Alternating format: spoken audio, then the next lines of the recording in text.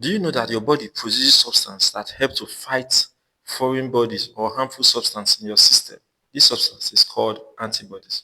What are antibodies? These are actually specialized proteins produced by the immune system to identify and neutralize harmful substances such as virus, bacteria, toxins, and other foreign bodies. Antibodies are also called immunoglobulin, represented with Ig. Let's talk about the structure of antibody. Now, antibody consists of a heavy chain, which is the too long polypeptide chain that actually determine the class of the antibody. While we also have the second part, which is the light chain. The light chain is two shorter polypeptide chain that actually assist in antigen binding. Take a look at this structure of antibody. You can see the too long polypeptide chain, the heavy chain, and you can also see the shorter light chain. We also have the variable and the constant region. Now, the variable region is located at the tip of the Y shape. It binds specifically to the antigen. It is different for every antibody, while the constant region determines the antibody's function. It's actually similar within antibody classes. Now, take a look at this diagram. You can see the variable region, and you can also see the constant region. We also have the Fab region. Fab actually means fragment antigen binding. Now, this region actually binds to the antigen. We also have the FC region. FC means fragment crystallizable region, and this actually interacts with the immune cells. Now, take a look at this diagram. You see the Fab region, you see the FC region, and note the disulfide bond that actually holds the chains together. Let's talk about the classes of antibodies. Number one, we have the IgG, which means immunoglobulin G. Now, this is the most abundant antibodies, and it actually provides long-term immunity to the body. The second class is the IgM, which is immunoglobulin M. Now, this is actually the first antibody produced during infection. The third one is immunoglobulin A, IgA. Now, this is found in saliva, tears, mucus, breast milk. We also have the immunoglobulin E, IgE, which is involved in allergy and parasite defense. And the last one is IgD, which is immunoglobulin D, which actually help to activate the B cells. Let's discuss how antibodies are produced.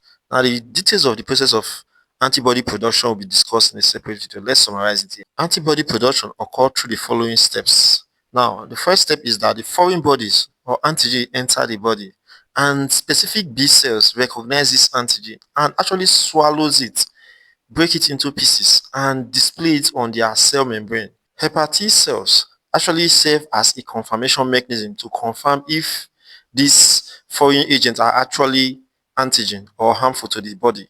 Now, after that, the helper cells actually activate the B cells.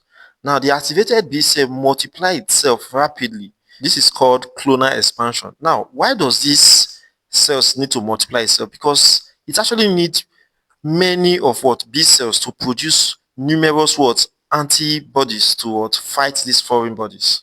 Most of the clone B cell becomes the plasma cells, which actually produce antibodies, and these antibody actually what neutralize or fight what the foreign bodies.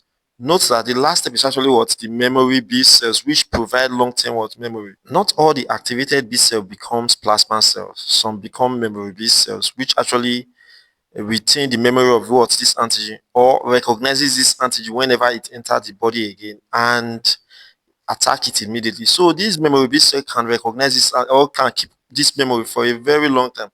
In some cases, even for a lifetime.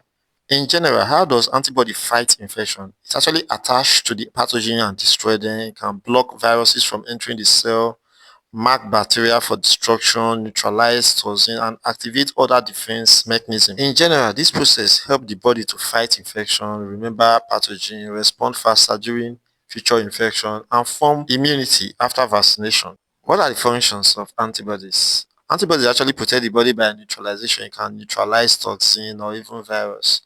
Can also cause agglutination, that is, gather pathogen together and destroy them. It can coat pathogen to enhance phagocytosis in a process called opsonization, and it can also trigger complement protein that destroy microbes. Let's talk about the medical importance of antibiotics. Now, number one is vaccination. Vaccines stimulate antibody production against pathogen. Number two is diagnosis. Now, antibodies are used in ELISA tests, pregnancy tests, and others. And number three is treatment. Therapeutic antibodies are used in various treatments. And lastly, ready-made antibodies can be given for immediate protection. Example is the snake antivenom. This is the end of the lesson. Thank you for watching.